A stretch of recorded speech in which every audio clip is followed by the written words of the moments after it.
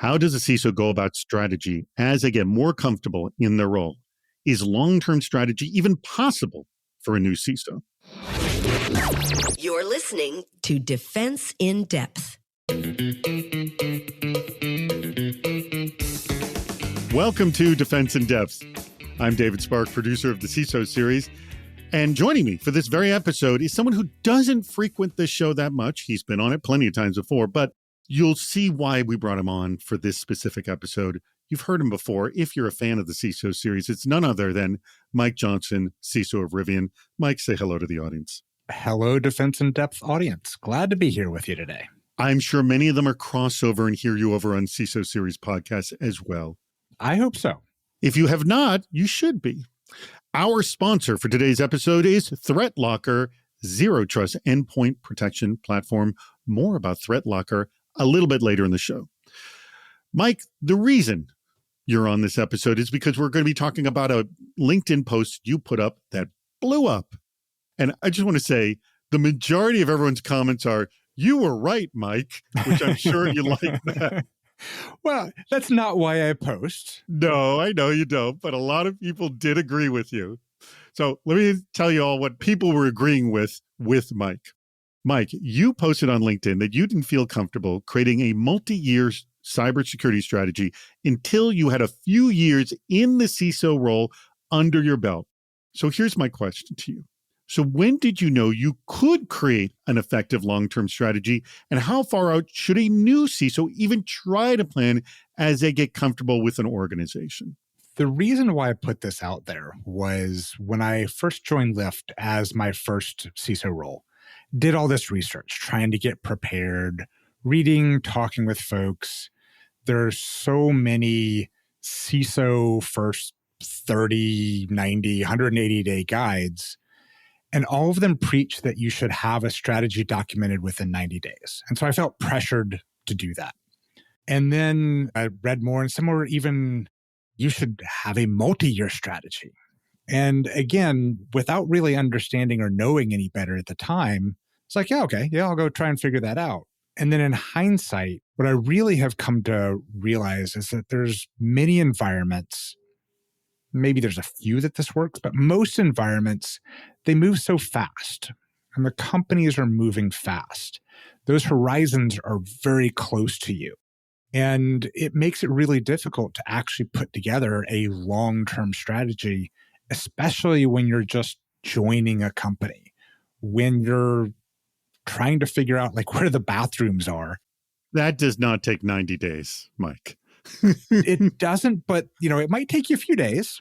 Most people figure that out on day one. If you don't, you've got a serious problem. You'd think. But then, can you find the same one over and over again, I think is really the question there. So it was really more of a putting that out there in a way to try and give folks a different opinion that rushing into a strategy is not the right way to approach it. Very, very good point. Well, we have a great CISO who I just saw recently at an event, and I'm thrilled to bring him on to this very episode. A fan of the show, first time on one of our shows, thrilled to have him on. He is the CISO over at Bread Financial, none other than Gaurav Kapil. Gaurav, thank you so much for joining us. Great to be here. Thank you for having me on, David. What do we have to do now? What can wait? Michael Collins of Cyber Cognition said, "I'd agree you need 3 to 6 months to really understand the business and how it operates if you're coming in fresh. Also depends on when you land in the budgeting/planning cycle." That is a very good point. Sometimes you need to pull together a quick and dirty short-term approach to meet corporate planning cycles. Personally, within the first year, I'd be aiming for a 3-year vision of where you want to be with a rolling annual plan, which may change based on a number of factors. The operating environment is too dynamic to be overly prescriptive beyond that. Finally, bring the leadership team and board along on the journey and make them aware of the dynamic environment and be prepared to pivot as required. And lastly, Jay Wilson, who's the CISO of Insurity, said, quote, "Providing a vision beyond that 6-month horizon can be helpful. It's a living vision, like others have said, not static, but providing that to your peers and team members can inspire and also help other teams outside of the security team aspire to meet you many months, quarters down the line to help the company overall reach the tenets of that vision. I kind of like what Jay said is like the benefit of having a plan is you can get people on board with something. Like if you don't have a plan, what does everyone sort of rally around? Mike? On the counter of that, vision is also something that you can rally around. I think you used the word vision, not plan. Yes. Yes. And a vision and a plan are two different things. And I do agree that creating a vision, it's something that generally can be pretty stable. It's something that can be sustained over a long term, even as the business changes underneath you. What type of program do you want to have? How should other teams and leaders think about cybersecurity? How should they think about your team, the practice of cybersecurity? And that's where vision can come into play. That gives you essentially your North Star, even as the underlying realities of the business change. And it's those underlying realities that change that force you to readjust your plan. The greater the specificity that you have, the more frequent you're having to take a look at it and revisit what you should do next. But a vision is something that people can get on board with, they can understand, and they can rally behind. That's a good point. Gareth? I agree with Mike and the comment that you shared to kick off the conversation, David. I think it all starts with a vision. If you don't know where you're going, chances are of you getting there are impossible. So how do you communicate that vision to a team and to the like partners and stuff? Like, and you don't have to be specific about like what you've done, but like, how would that go? And you use any example as you would like. So I think even though us as CISOs have got a number of years of experience, of cyber experience under our belt, we kind of walking into a role, we know what to do and what not to do. We've learned by experience. And over the last maybe decade, I've worked for, a couple of different organizations. The more I've transitioned from one organization to the other, some things remain the same and some things change, right? So what those remain the same is the cornerstone of what your vision would look like, based on experience, based on leading practices, based on learnings from your peers, even the academia, if you will. The second part is that a cyber program is only effective if it's aligned with business goals, right? So you really got to spend a lot of time in understanding what the business is, how it does what it does. So when you're building the cyber program, you're actually tailoring that to the business itself, right? So to move into, how do you really bring the organization along? It's all about influence. And I think CISOs are not only subject matter experts in cyber, but they're great they have to be great communicators. They have to be good relationship builders, and they have to be able to influence people. And you influence people by aligning with their ideas and their goals and translating that to within the program itself. So that's one of the tactics I would say, is to really learn about the business and then tailor the cyber program along with it.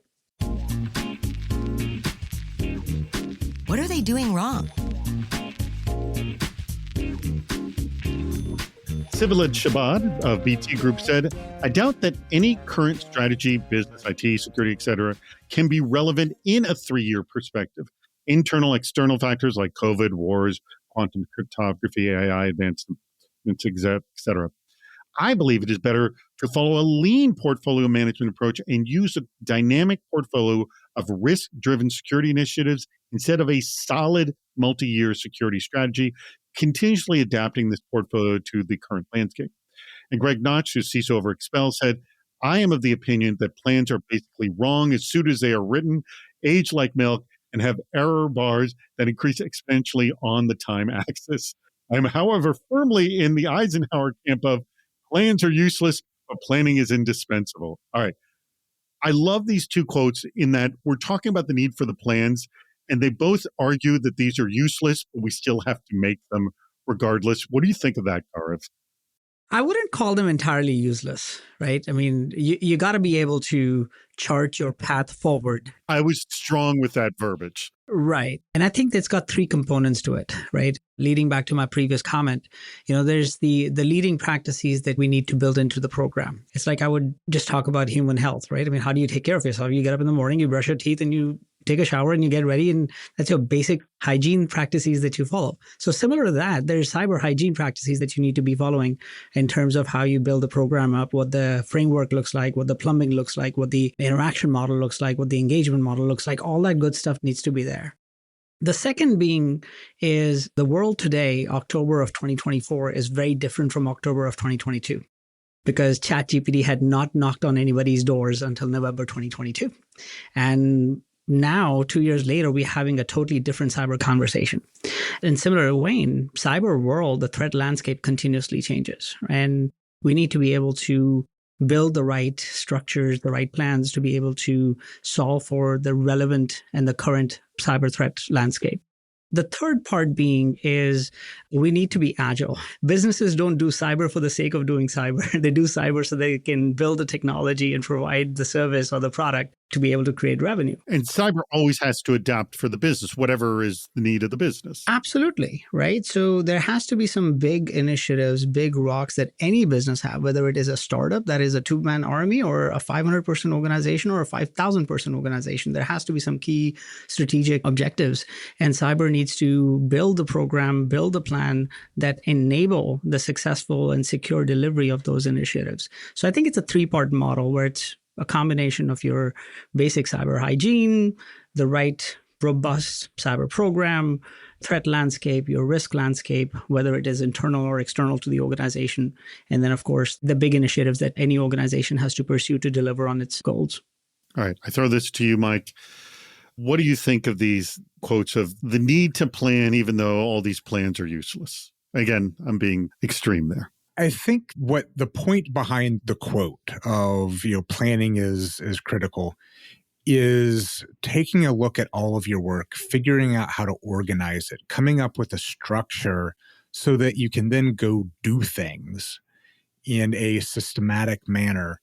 That's really what planning gets you. The plans themselves are going to change. Let me ask you, in the last, say, 5-10 years of business, has any plan stayed consistent for a month? You wish. So a month, perhaps. A quarter, things start getting, maybe 6 months, a year. You're getting out there. And it's like Gaurav mentioned, the need to be agile is what's important.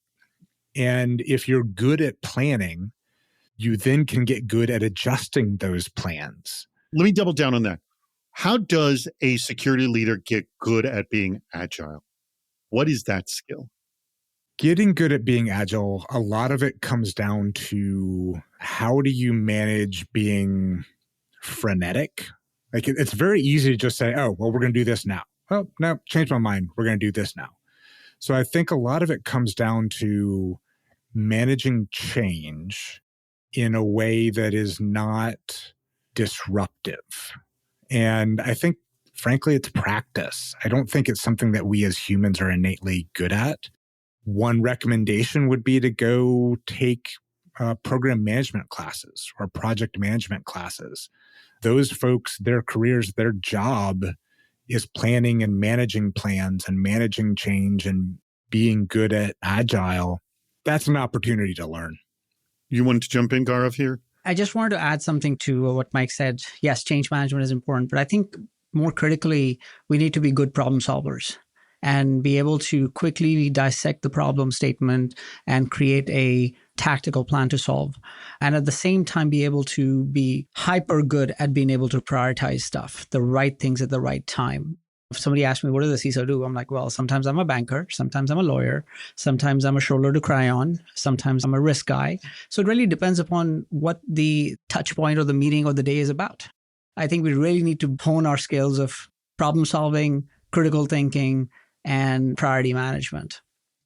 Before I go on any further, I do want to tell you about our absolutely spectacular sponsor, and that would be ThreatLocker. Now, let me ask you a question. Do zero-day exploits and supply chain attacks keep you up at night? I don't think they're lulling you to sleep. Well, you don't have to worry anymore because you can harden your security with ThreatLocker. Imagine taking a proactive, deny-by-default approach to cybersecurity, blocking every action, process, and user unless specifically authorized by your team. ThreatLocker helps you do this and provides a full audit of every action, allowed or blocked, for risk management and compliance. Onboarding and operation is fully supported by their U.S.-based support team. Stop the exploitation of trusted applications within your organization to keep you running efficiently and secure, protected from ransomware. Worldwide, companies like JetBlue trust ThreatLocker to secure their data and keep their business operations flying high. To learn more about how ThreatLocker can manage unknown threats and ensure compliance for your organization, you got to go to their website, and that is threatlocker.com, and it's spelled exactly the way it sounds, threatlocker.com. How do we convince the C-suite? Jay Sulfin of Fortinet said, quote, I will say it is important to have that conversation early to set expectations with the CEO or CIO, depending on the reporting structure. They may expect to have something multi-year because their last CISO did it that way. So during the hiring process, breaking this down and setting proper expectations that it will grow and mold the longer you are with the company stops them from feeling like you are just going with no long-term strategy. And Donnie Hasseltine of Second Front Systems said, it takes time to set the foundation and establish the culture. And every time you dig into an issue, you discover more that needs to be done, which can be overwhelming. So this is actually some interesting angles of like, know what came before you and understand the culture. Like, don't just set your own agenda. Like, you need to know what you're dealing with, Mike. I think that expectation setting is key. Knowing what you've gotten yourself into or getting yourself into. And let me quickly ask you, in the different sort of CISO roles you've had, which now you've had 3, was it a different sort of expectation levels in each one? For sure. When you join a company as their first CISO, they're not quite sure what to expect. So you need to kind of tell them. Exactly. Were you the first CISO over at Lyft? Yes. And you were also the first time a CISO. So correct. Both of you didn't know what you were doing. Both of us had a lot of expectation setting to do with each other. There you go. For sure. But a lot of it comes down to what is the company culture? If you're used to being more scrappy, more agile, and you join a company that is used to multi-year plans, even outside of security, it's really how is the company used to planning? Full stop. Not how is the company used to cybersecurity planning? If they're used to multi-year plans, buckle up. You're going to have to figure out how to do a multi-year plan and figure out how to do it quickly. Let me throw this to you, Gaurav. Like, say you're thrown in an environment like that, not speaking to your current supplier. And it's like, well, you really want to work for the company. And it's goes, well, all the other C-level employees, they give us a multi-year plan. But anything you write down, like what was said before, anything you write down is going to be tossed out. Do you do it just to make them happy because that's the culture and say, hey, and with a nice bold at the top, this is subject to change? No, that's a great point, David. I mean, just coming on Red Team just over the last few months, most CISOs, if not all CISOs, go through a pretty thorough vetting process before they are given an opportunity to come join the team, right? So you obviously built a lot of credibility with the executive team, with the board. And it starts there. You've taken months to really build that influence, build that credibility, and you want to leverage that. CEOs are CEOs, CFOs are CFOs, right? They brought you on board because they trust that you can do the job. Some of my initial conversations with the executive team were like, hey, what are you expecting cyber to do? Are you expecting us to solve world hunger? What exactly are your key pain points, right? And I remember sitting down with some of our leaders and they actually told me, right, this is what we are expecting from the C-suite. This is the level of engagement when we want. This is the level of communication we want. This is how we want to engage with you. So it's aligning that. It's better to know what they're expecting than both of you be up in the air and then all of a sudden their expectations come down. And you're like, wait, we didn't discuss that early on. Right. So it's up to the CISO to ask the questions. Hey, what are you looking to do? Right. I mean, like some CISOs are excited about coming and waxing the car, if you will. Right. Like, hey, a program is already in the place. Let me just run it and provide you with the right metrics, the reports, the compliance, all that good stuff. Some CISOs like myself are excited about getting into the ground and actually building something up and feel proud after a few years that, hey, you actually did something of value that provided value back to the organization. So one is ask those questions. What is the board expecting you to do? What is the C-suite executive team expecting you to do? And then kind of charting it out a path and saying, look, this is the body of work. This is where we're at today. This is my understanding in the first 2 weeks, 30 days. I mean, we all have our sixth sense, spidey sense, if you will, will, on what the skeletons in the closet are and what state of the program is in. And you can provide that objective assessment. And most, in fact, I don't know of an executive team that will not give you the time to really learn and build your observation map, if you will. In fact, if they don't, then that's a very tricky situation to be in, right? And you kind of talk about how long it's going to take to build and meet those expectations. And while you are on this journey, there's going to be a certain level of agility that's going to be required, a certain level of reprioritization, a certain level of structuring that would be required to meet those milestones onto your journey to deliver the eventual expectation. What are the best practices? Ohad Hornstein of Cover said, quote, "It can be challenging to put together a multi-year cybersecurity strategy within a few months of starting a new role. In today's rapidly changing cyber landscape, it's especially important to take the time to gather the necessary information and insights before making long-term decisions. We've seen the same approach with some of our clients, especially with new CISOs who are keen to quickly understand the current impact of cyber risk on their financials and align that strategy with those who have the highest impact on their finances." So I'll start with you, Gaurav. This comes down to understanding your crown jewels, where's the risk, basic things a CISO needs to know. Any strategy you would create prior to that would be useless. Yes? Yeah, you're absolutely spot on. And the good news, David, is that a lot of this work is actually done by your peer organizations within the organization. Hopefully it'll be easy. Yeah. I mean, if it's not, hopefully the CISO is not the one who's identifying crown jewels and key assets in place. It's the business that is identifying what the crown jewels are. You obviously use various methodologies to determine how to best protect them. You do your business impact analysis and, what your loss to value projections could be and what your risk impact of realization, all those methodologies you can leverage to come up with how to best protect the key assets.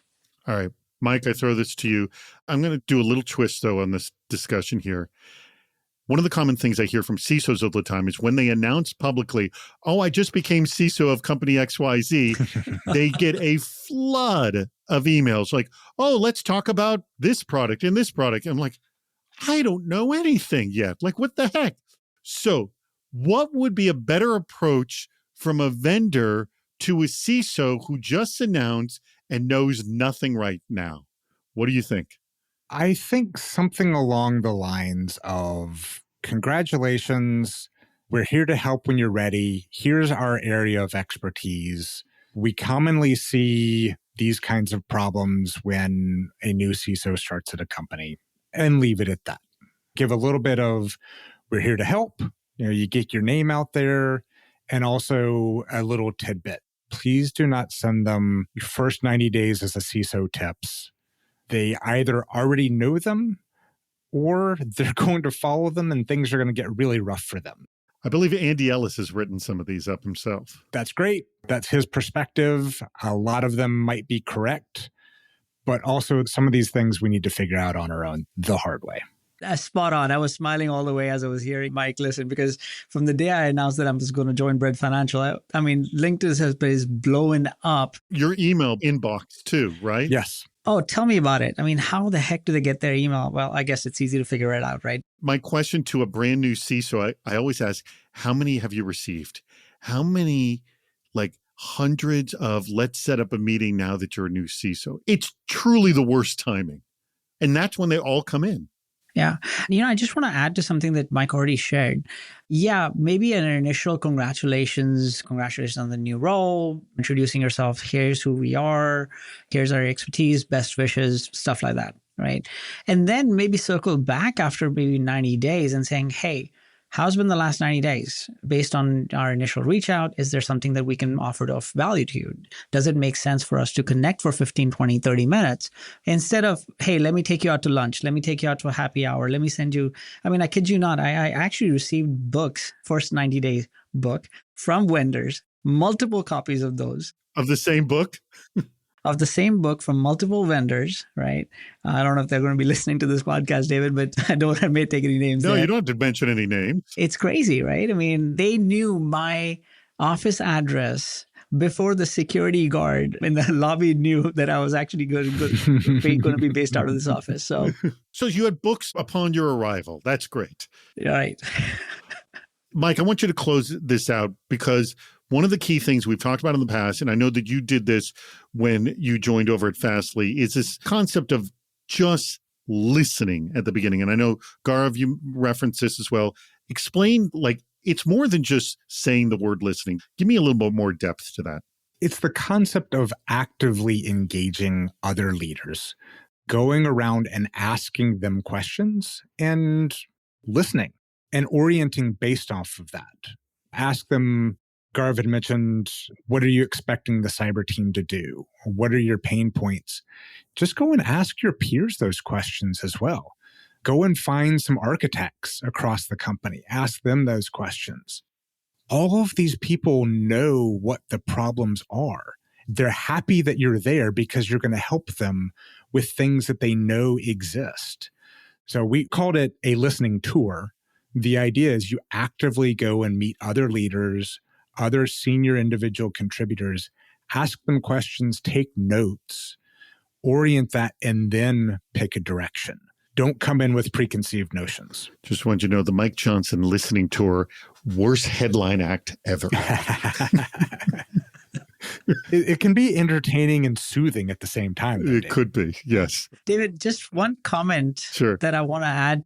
Yes, it's important to listen to everybody in the organization, but understand every person has their own opinion. You have to be smart enough not to get jaded by the positive or the negative that you hear from across the organization. That's a super good point to close on. That is great. Before we truly close this out, I'm going to go to you, Gaurav, and I'm going to say, which of all these quotes was your favorite and why? On a lighter side, I saw this one quote where it says, most CISOs resign after 2 years, so what's the use of the 3-year strategy?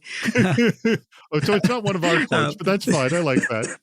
That was on the funny side. But really, I think one of the quotes, and I'm obviously summarizing it, the importance of having a long-term vision, a long-term plan, but having the agility to look at it every 6 months and re-strategize and prioritize on what you're focusing on. All right, Mike, your favorite quote and why?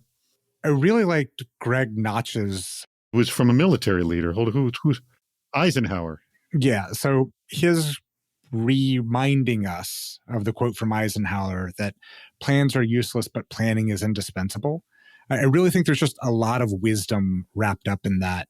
As senior leaders, we could take a lot away from that. So I really appreciate Greg introducing that to this conversation. Well, you said it earlier, while the plan itself may be useless, the process of creating the plan, the organizing your thoughts, that is what's indispensable. It's clear. Yeah. You can't expect anything's going to hold the plan. Well, that brings us to the very end of the show. And I want to thank our sponsor, and that would be ThreatLocker. Remember, Zero Trust endpoint protection platform. They are proactive when it comes to Zero Trust. Go do it yourself. ThreatLocker.com. Now, I want to ask, are you hiring over there at Bread Financial, Gaurav? Yes? Yes, we are.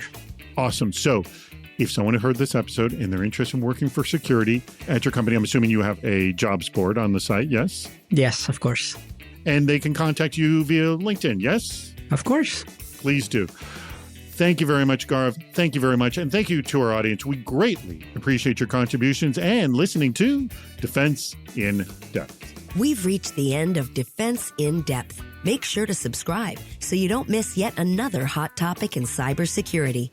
This show thrives on your contributions. Please write a review, leave a comment on LinkedIn or on our site, CISOseries.com, where you'll also see plenty of ways to participate, including recording a question or a comment for the show. If you're interested in sponsoring the podcast, contact David Spark directly at david@CISOseries.com. Thank you for listening to Defense in Depth.